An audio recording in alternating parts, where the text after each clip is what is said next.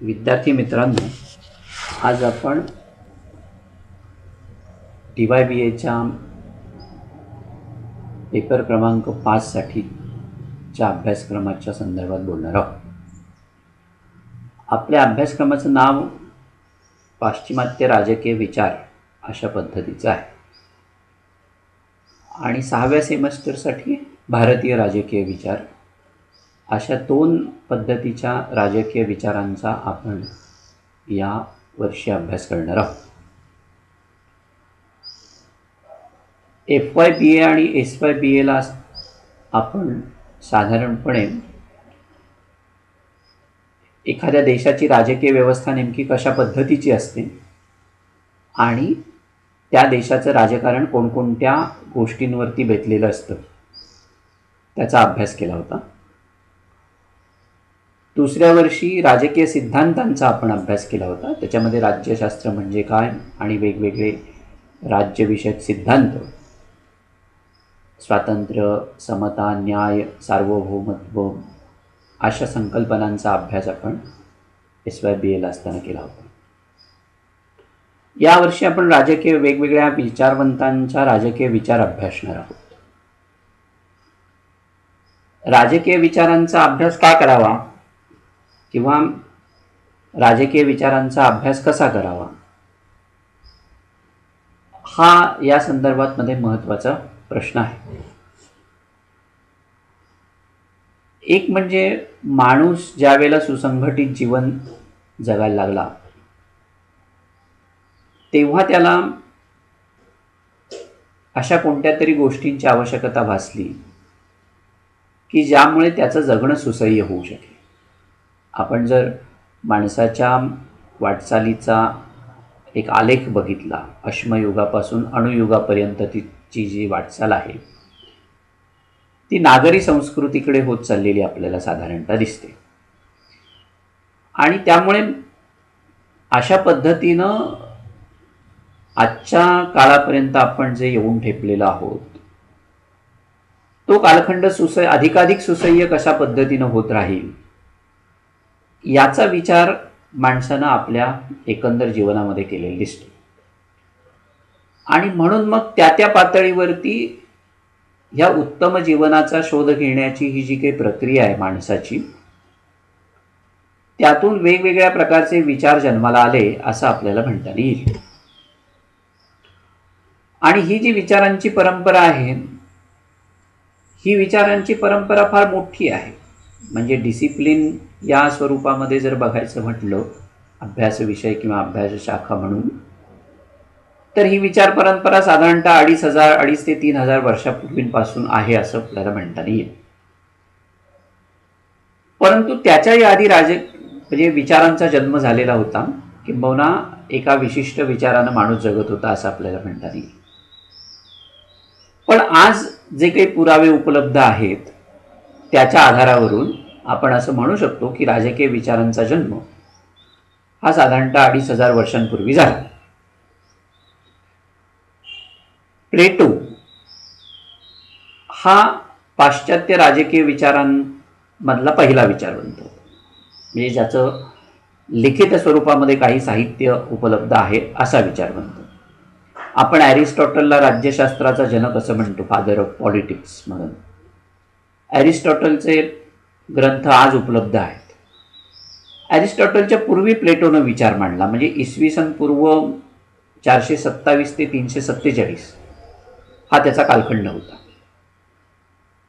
त्याच्याही आधी अनेक विचारवंत होऊन गेले. त्याच्याही आधी सोफिस्ट विचारांची एक फार मोठी परंपरा होती ग्रीक नगर राज्यांमध्ये, ग्रीक संस्कृतीमध्ये, आणि त्यांनीही आपले विचार मांडले. परंतु आपल्याकडे जसं वेद कालखंडामध्ये मौखिक परंपरा होती अभ्यासाची, तसाच प्रकार ग्रीक संस्कृतीमध्ये असल्यामुळं कोणत्याही प्रकारचं लिखित साहित्य प्लेटो पूर्वीच्या विचारवंतांचं उपलब्ध असलेलं आपल्याला दिसत नाही.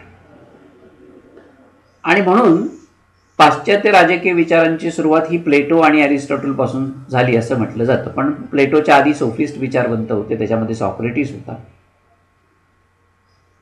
त्याच्याही आधी पायथागोरस, हेरोडोटस अशा पद्धतीच्या मोठ्या विचारवंतांची एक साखळी आहे.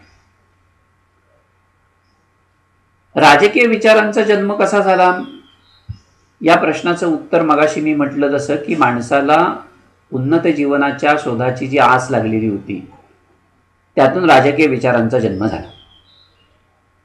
किंबहुना असं म्हणता येईल की नैसर्गिक ज्या काही एकंदर सगळ्या घडामोडी त्यावेळेला घडत होत्या, माणसाचा निसर्गावरती विजय मिळवण्याचा जो काही प्रयत्न होता, जो अजूनही चालू आहे, त्या प्रयत्नांमधनं त्याला जी उत्तरं मिळत गेली त्यातून ह्या विचारांची एक प्रकारची मांडणी झाली असं आपल्याला म्हणता येईल. आणि म्हणून मग त्या अनुषंगानं जर बघितलं गेलं तर शून्याचा शोध लागणं किंवा आजूबाजूला ज्या घडणाऱ्या घटना होत्या त्या घटनांचा एक अर्थ लावण्याची जी एक प्रक्रिया होती ती प्रक्रिया सुरू झाली आणि तिथून मग एक संघटित सुसंघटित जीवन जे होतं ते माणसाचं सुरू झालं असं आपल्याला म्हणता येईल. अगदी अश्मयुगामध्ये गुहेत राहणारा माणूस आणि त्याच्यानंतर मग समाज म्हणून एकत्रित आलेला माणूस आणि त्यातून मग राज्याची निर्मिती असा हा क्रम आहे. म्हणजे आधी पहिल्यांदा व्यक्ती, नंतर समाज आणि मग राज्य, आणि मग त्यातून मग राज्यविषयक वेगवेगळे विचार किंवा त्याचे सिद्धांत अशा पद्धतीची ही साखळी साधारणतः आपल्याला सांगता येते. माणसानं जेव्हा समाज ही संकल्पना स्वीकारली तेव्हाच एक प्रकारचं एक चांगलं जीवन जगण्याची संकल्पना त्यानं स्वीकारलेली होती आणि त्यातून मग चांगल्या जीवनाचा शोध घेण्याचा जो प्रयत्न होता त्या प्रयत्नातून राज्य ही संकल्पना निर्माण झाली. आज ती मानवी जीवनाला जीवनामध्ये सर्वव्यापी अशा पद्धतीची झालेली आहे. त्याचा शोध किंबहुना ती आणखी किती सुखकर बनवता येईल याविषयीचा विचार म्हणजे राज्याचा विचार साधारणतः असतो. आपण राजकीय विचार अभ्यासणं ज्याला आपण म्हणतो त्याच्यामध्ये राजकीय विचार म्हणजे काय असं जेव्हा म्हणू तेव्हा त्या प्रश्नाचं साधं उत्तर असं आहे की माणसानं राज्याविषयी केलेला जो विचार आहे तो म्हणजे राजकीय विचार किंवा राज्याचा अभ्यास. थोडक्यात राज्य म्हणजे काय, राज्याचे प्रकार कोणते, राज्याची उत्पत्ती कशी झाली, त्याचे वेगवेगळे सिद्धांत आहेत, ते प्रत्येकानं आपापल्या पद्धतीनं मांडण्याचा प्रयत्न केला. जसजसा काळ बदलत गेला तसतसं राज्यविषयक सिद्धांतांमध्ये सुद्धा बदल होत गेलेले आपल्याला साधारणतः दिसते. त्यामुळे एकूणच राज्य व्यवहारांचा अभ्यास करणं हा राजकीय विचारांचा भाग आहे असं आपल्याला म्हणता येईल. दुसऱ्या प्रश्नाचं उत्तर म्हणजे आपण राजकीय विचारांचा अभ्यास का करायचा, तर मगाशी मी म्हटलं तसं की माणसाची जी एक आस आहे उन्नत मानवी जीवनाचा शोध घेणं, त्या शोधाच्या प्रक्रियेतून राजकीय विचारांचा जन्म झाला आणि त्यामुळे कोणत्या पातळीवरती कशा पद्धतीनं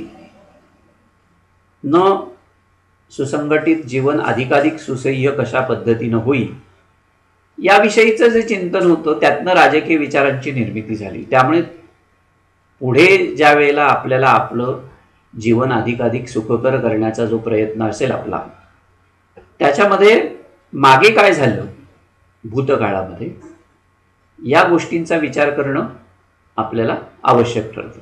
आणि म्हणून राजकीय विचारांचा अभ्यास का करायचा, तर उन्नत मानवी जीवनाचा शोध म्हणजे माणसाची निसर्गावरती विजय मिळवण्याची जी काही एक प्रकारची आस आहे पूर्वीपासूनची किंवा निसर्गामध्ये घडणाऱ्या गोष्टींचा जो कार्यकारण भाव आहे तो कार्यकारण भाव शोधण्याचा प्रयत्न जो माणसाचा आहे त्यातून विचारांची उत्पत्ती झाली आणि ती विचारांची साखळी मागे कशी होती, आज कशी आहे आणि पुढे कशी राहणार आहे याचा अभ्यास म्हणजे राजकीय विचारांचा अभ्यास. आणि तिसरं म्हणजे राजकीय विचारांचा अभ्यास कसा करा, त्याचं साधं सरळ उत्तर असं आपल्याला देता येईल की राजकीय विचारवंतांनी जे काही लिहून ठेवलेलं आहे त्याच्या वाचनातून आपल्याला राजकीय विचारांचा अभ्यास करता येऊ शकेल. भूतकाळामध्ये महात्मा गांधींनी काय सांगितलं राज्याविषयी, प्लेटो काय म्हणाला, सॉक्रेटिस काय म्हणाला, एरिस्टॉटल काय म्हणाला, कार्ल मार्क्सचं म्हणणं काय होतं, आजची परिस्थिती कशा पद्धतीची आहे आणि पुढे काय, म्हणजे आजच्या परिस्थितीला त्यांचे विचार लागू पडतात का, किंवा भविष्यकालीन जे आव्हानं असतील त्या आव्हानांच्या संदर्भामध्ये या विचारवंतांना आपल्याला म्हणजे त्यांचं रिलेव्हन्स ज्याला आपण म्हणतो तो तपासता येऊ शकतो का. अशा पद्धतीचा अभ्यास हा राजकीय विचारांच्या अभ्यासामध्ये अभिप्रेत आहे. आपल्याला पाश्चात्य राजकीय विचारवंत नावाचा 5वा पेपर आहे आणि त्या पेपरमध्ये आपल्याला 8 विचारवंतांचा अभ्यास करायचा आहे. त्याच्यामध्ये साधारणतः मॅकियावेली आहे. मॅकियावेली हा मध्ययुगाचं प्रतिनिधित्व करणारा विचारवंत होता. त्याच्यानंतर जॉन लॉक आहे, J.S. मिल आहे, कार्ल मार्क्स आहे, सिमॉन दी बुआ आहे, बिल किमलिका सारखे अलीकडचे जे विचारवंत ते आहेत, जॉन रॉल्स आहे. या अशा मध्ययुगापासून त्या आधुनिक युगापर्यंतच्या विचारवंतांचा आपल्याला साधारणतः धांडोळा या 5व्या पेपरमध्ये घ्यायचा आहे. मध्ययुगाच्या आधीचा राजकीय विचार नेमका कशा पद्धतीचा होता, कारण मॅकियावेली समजून घ्यायचा म्हणजे त्याच्या आधी नेमकी विचारांची साखळी कोणत्या पद्धतीची होती ते समजून घेणं जास्त महत्त्वाचं आहे. त्याचा आपण थोडक्यात परिचय करू. मी मगाशी म्हटलं तसं की राजकीय विचारांची परंपरा ही 2500 वर्षांपूर्वीपासूनची आहे. म्हणजे अगदी प्लेटो पूर्वीपासूनचे, पायथागोरस, हेरोडोटस अगदी त्याच्याही आधीचे जे विचारवंत होते तेव्हापासूनची ही एकंदर परंपरा आहे असं आपल्याला म्हणता येईल. त्यात प्लेटोचा कार्यकाळ जो होता तो इसवी सन पूर्व 427 ते इसवी सन पूर्व 347 अशा पद्धतीचा होता. प्लेटोच्या पूर्वी सोफिस्ट विचारवंत होते आणि सोफिस्ट विचारवंतांच्याही आधी अनेक विचारवंत होऊन गेले असं मी म्हटले, पण आपण सोफिस्ट विचारवंतांपासून सुरू करू. सोफिस्ट विचारवंतांमध्ये प्रामुख्यानं सॉक्रेटिसचा विचार केला जातो. सॉक्रेटिस हा सत्यासाठी मरण कवटाळणारा विचारवंत म्हणून त्याचा उल्लेख केला जातो. मराठीमध्ये सूर्य पाहिलेला माणूस नावाचं एक नाटक आहे, जरूर पहा तुम्हाला जर पाहायला मिळालं तर. अशा पद्धतीचं की त्याचं वर्णन असं केलं की सूर्य पाहिलेला माणूस म्हणजे नेमकं काय, तर सत्य हे नेहमी सूर्यासारखं असतं, जळजळीत, वास्तव, आणि ते असत्याला भाजून टाकतं. सॉक्रेटिसच्या बाबतीमध्ये तीच भूमिका आपल्याला पुढे नेता येऊ शकते, कारण सॉक्रेटिस हा सत्यवादी होता. त्यावेळेला मगाशी मी म्हटलं पण त्याप्रमाणे मौखिक परंपरा होती, त्यामुळे सॉक्रेटिसचं लिखाण काही फार आज आपल्याकडे प्रचलित नाही आहे किंवा अस्तित्वामध्ये नाही आहे. पण सॉक्रेटिस त्यावेळेच्या शासकांच्या विरोधामध्ये लोकांना प्रबोधन करत होता, लोकांचं प्रबोधन करायचं. कारण ग्रीकमध्ये अथेन्स आणि स्पार्टा अशा 2 प्रकारची विद्यापीठं किंवा 2 प्रकारची सत्ता केंद्र ग्रीक नगर राज्यांमध्ये होती. त्यापैकी अथेन्स हे लोकशाहीवरती विश्वास ठेवणारं किंवा लोकशाही विचारांचं केंद्र होतं आणि स्पार्टा हे हुकुमशाही विचारांचं केंद्र. त्यामुळे या दोनही नगर राज्यांमध्ये, या दोनही विद्यापीठांमध्ये, या दोनही प्रकारच्या विचारवंतांमध्ये मतभेद होते. अथेन्समध्ये त्यावेळेचे जे राज्यकर्ते होते ते राज्यकर्ते हुकुमशहा बनू पाहत होते आणि ही गोष्ट जी आहे ती लोकशाहीसाठी घातक आहे हे जेव्हा सॉक्रेटिसच्या लक्षात आलं तेव्हा सॉक्रेटिसनं त्याच्या विरोधामध्ये जनप्रबोधन करायला सुरुवात केली.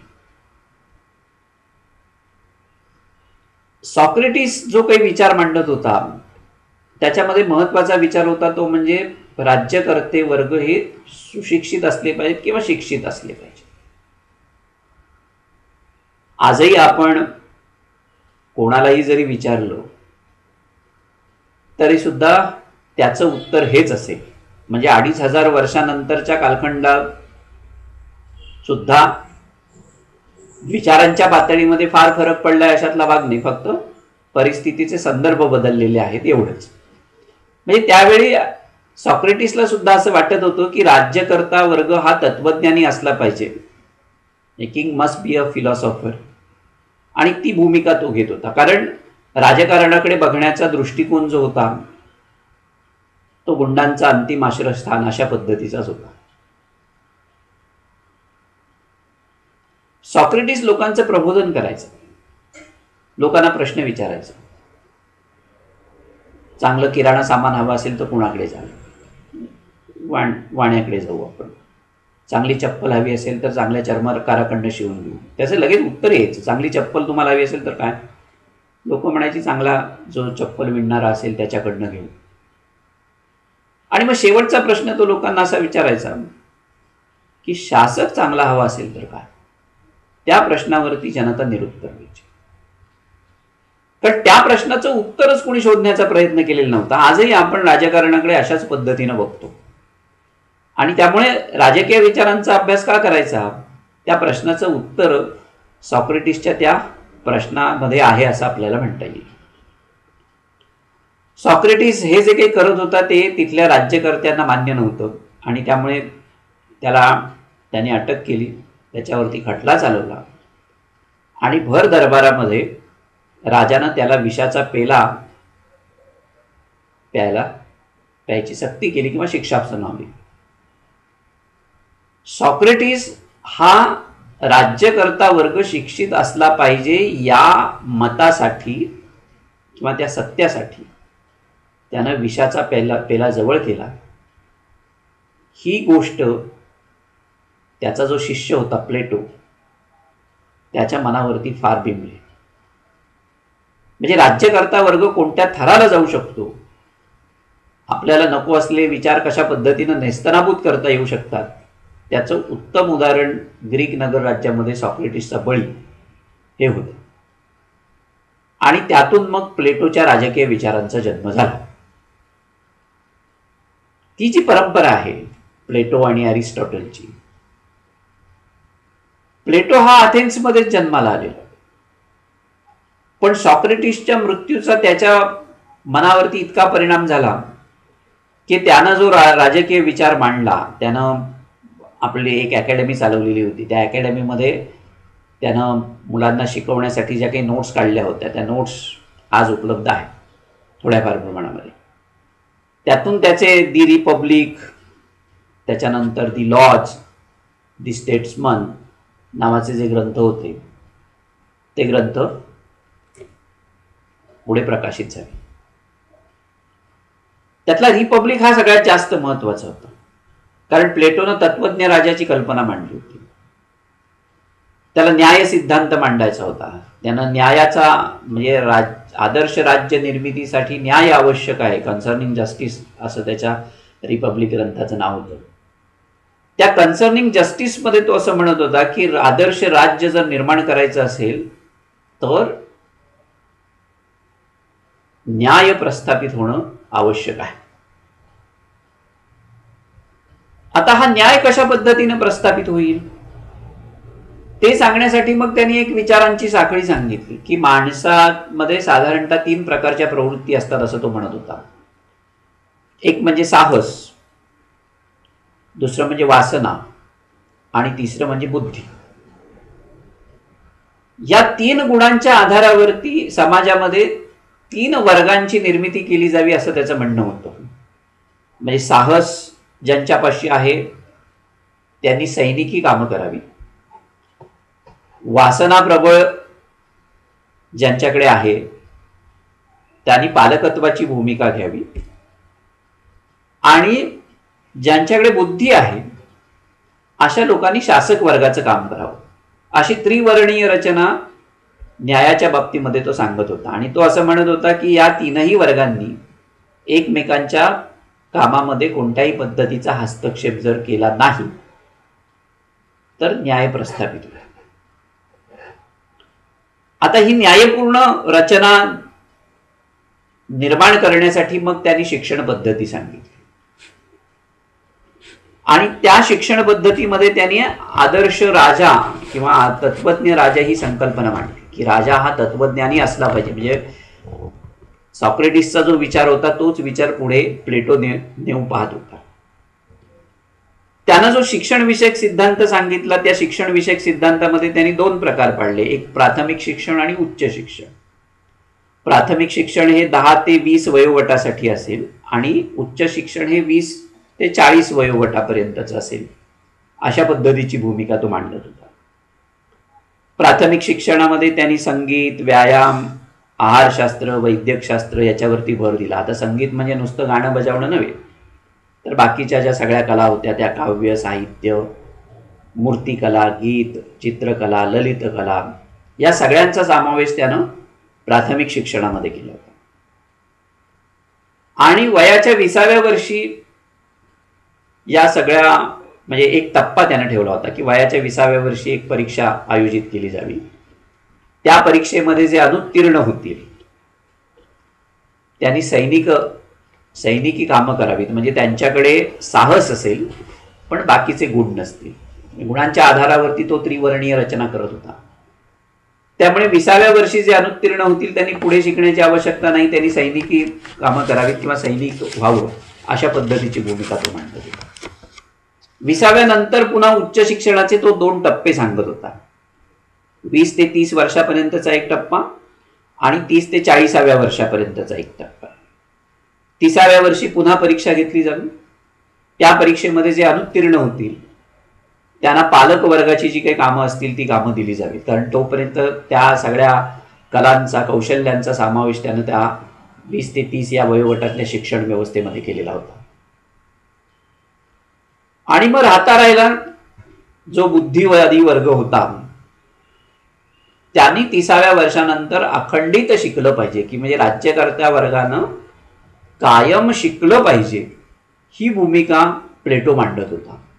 खूप आदर्शवादी. आजच्या राज्यकर्त्यांना जर आपण म्हटलं, आजचे राज्यकर्ते जर तुम्ही एकंदर आपण त्याचं हे बघितलं काय रेशो, तर किती लोक शिकलेली आहेत आणि किती म्हणजे गुंड मवाली आपल्या कायदेमंडळामध्ये जातात हे आपल्या आम्हाला म्हणजे सगळ्यांना ज्ञात आहे.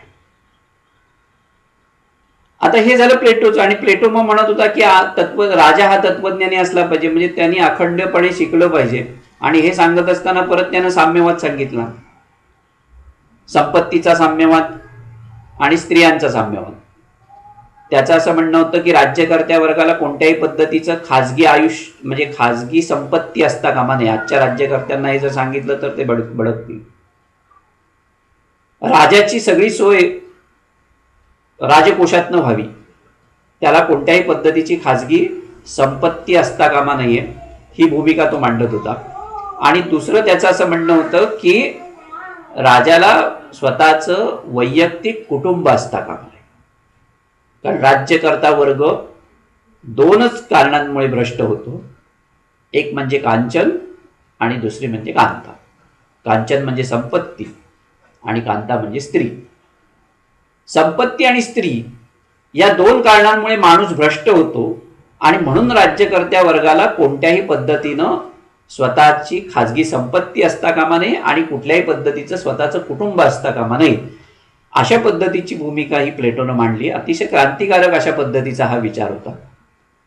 2500 वर्षांपूर्वी मांडलेला हा विचार आजच्या राजकारणालाही जसाच्या तसा लागू पडतो.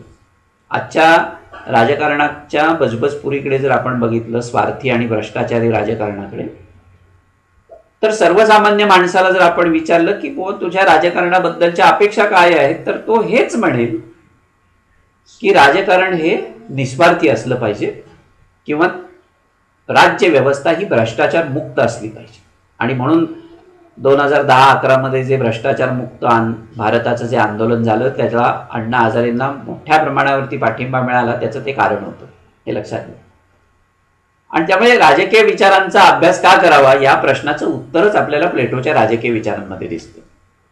की 2500 वर्षांपूर्वी प्लेटोनं मांडलेला हा विचार जो होता की राज्यकर्ता वर्ग तत्वज्ञानी असला पाहिजे, राज्यकर्त्या वर्गाला स्वतःचं कुटुंब असता कामा नये, राज्यकर्त्या वर्गाला स्वतःची संपत्ती असता कामा नये, खाजगी संपत्ती असता कामा नये. म्हणजे मग तो भ्रष्टाचार करण्याचा काही प्रश्नच निर्माण होणार नाही. आणि माणूस पैसा कोणासाठी जमा करतो तर आपल्या कुटुंबासाठी जमा करतो. म्हणजे त्याला जर स्वतःचं कुटुंबच नसेल, तो ब्रह्मचारी असला पाहिजे एका अर्थानं. आणि दुसरं म्हणजे की त्याला कुठल्याही पद्धतीची म्हणजे खाजगी संपत्तीची आवश्यकता भासणार नाही. म्हणजे अशा पद्धतीचा विचार, आदर्श विचार जो होता, आदर्श राजकीय विचार, हा तो त्या काळाच्या संदर्भामध्ये मांडत होता. कारण अथेन्समध्ये त्यावेळेला मोठ्या प्रमाणावरती बजबजपुरी माजली होती आणि ती बजबजपुरी थांबवण्यासाठी प्लेटो आदर्श राज्याचा विचार करतो. प्लेटो नंतर आला अरिस्टॉटल. अरिस्टॉटलचा कालखंड जो होता तो इसवी सन पूर्व 384 ते 322 अशा पद्धतीचा होता. अरिस्टॉटलनं सुद्धा प्लेटोचाच विचार पुढे नेला, कारण अरिस्टॉटल हा प्लेटोचा शिष्य होता. अरिस्टॉटलनी स्वतःची अकॅडमी काढलेली होती, स्वतःचं एक काय म्हणतात त्याला कॉलेज, आजच्या परिभाषेमध्ये ज्याला आपण म्हणतो ते. त्यानंही आदर्श राज्याचा विचार मांडला की जो प्लेटोनं मांडला होता त्याच्यामध्ये थोडीशी भर घातली आणि ज्या गोष्टी शक्य नव्हत्या, म्हणजे खूपच आदर्शवादी होत्या प्लेटोच्या, त्या वास्तवात आणण्याचा प्रयत्न अरिस्टॉटल करत होता. आणि त्यामुळे मग त्याने राज्य हे नैसर्गिक असतं, राज्यसंस्था ही सर्वश्रेष्ठ असते, राज्यसंस्था ही भौतिक गरजांसाठी निर्माण झालेली नाही माणसाच्या, तर माणसामध्ये नैतिक परिपोष निर्माण व्हावा, परिपोष व्हावा नैतिक गुणांचा, या उद्देशानं राज्यव्यवस्था निर्माण झाली. अशा पद्धतीचा विचार हा अरिस्टॉटलनं मांडला. म्हणजे एकंदर प्लेटो आणि अरिस्टॉटल हे दोनही आदर्शवादी विचारवंत होते. ज्या कालखंडामध्ये ग्रीक नगर राज्य अस्तंगत व्हायला सुरुवात झाली होती त्या कालखंडामध्ये या लोकांनी आदर्शवादी चिंतन केलं. कारण रोमन साम्राज्य त्या कालखंडामध्ये निर्माण व्हायला हळूहळू सुरुवात झालेली होती आणि तिकडे या विचारवंतांचं लक्ष गेलं नाही. आणि त्यामुळे आदर्श राज्याची कल्पना जी होती, साधं सांगायचं म्हटलं तर आदर्श राज्य कशा पद्धतीचं हवं याविषयी अरिस्टॉटल असं म्हणत होता की आदर्श राज्याची लोकसंख्या 5,500 असावी, त्याचं क्षेत्रफळ किती असावं तर काही तासांमध्ये, काही घटकांमध्ये राजाला आपल्या म्हणजे आपल्या राज्याची रपेट मारता आली पाहिजे घोड्यावरून, इतकं राज्याचं कार्यक्षेत्र असलं पाहिजे, अशा पद्धतीची भूमिका मांडत. आज तर जगामध्ये मोठमोठी राज्य निर्माण झालेली आहे आणि त्यामुळे प्लेटो आणि अरिस्टॉटलचा विचार कालबाह्य झाला असं अनेक लोक म्हणतात. पण मगाशी मी म्हटलं तसं की काही गोष्टी त्यांच्या बाबतीत कालबाह्य झालेल्या आहेत, पण राजा हा तत्वज्ञानी असला पाहिजे किंवा राज्यकर्त्या वर्गाला कोणत्याही पद्धतीचा स्वतःचं कुटुंब किंवा स्वतःची खाजगी मालमत्ता असता कामा नये, हा विचार जो आहे तो आदर्शवादी विचार आजही आजच्या राजकारणाला किंवा आजच्या परिस्थितीला लागू पडतो. राजकीय विचारांचा अभ्यास आपण का करायचा या प्रश्नाचं उत्तर याच्यामध्ये दडलेलं आहे की कोणत्या परिस्थितीमध्ये कशा पद्धतीनं माणसाचं जीवन सुसह्य व्हावं याविषयीचं चिंतन वेगवेगळ्या राजकीय अभ्यासकांनी त्या काळाच्या परिस्थितीमध्ये केलं. आपण त्या काळाच्या मर्यादा ओळखल्या पाहिजे आणि त्या काळाच्या मर्यादांचं त्या विचारवंतावरती एक प्रकारचं काय म्हणतो आपण त्याला प्रभाव हा असतोच. आणि त्यामुळे त्या काळाच्या संदर्भामध्ये तो विचारवंत समजून घेणं सगळ्यात जास्त महत्त्वाचं आहे. नाहीतर मग त्या विचारवंतावरती अन्याय केल्यासारखं होईल. नाहीतर कोणी असं आज म्हणजे आजच्या संदर्भामध्ये जर आपण म्हटलं तर आजचा विचारवंत हा जागतिकीकरणाच्या खाजगीकरणाच्या संदर्भामध्ये बोलेल. प्लेटो आणि अरिस्टॉटलच्या कालखंडामध्ये खाजगीकरण किंवा उदारीकरण हे प्रश्नच नव्हते. त्यांचे प्रश्न जे होते ते वेगळे होते आणि त्यामुळे त्या प्रश्नांचा शोध घेण्याचा प्रयत्न, त्यांची उत्तरं शोधण्याचा प्रयत्न त्यांनी केला.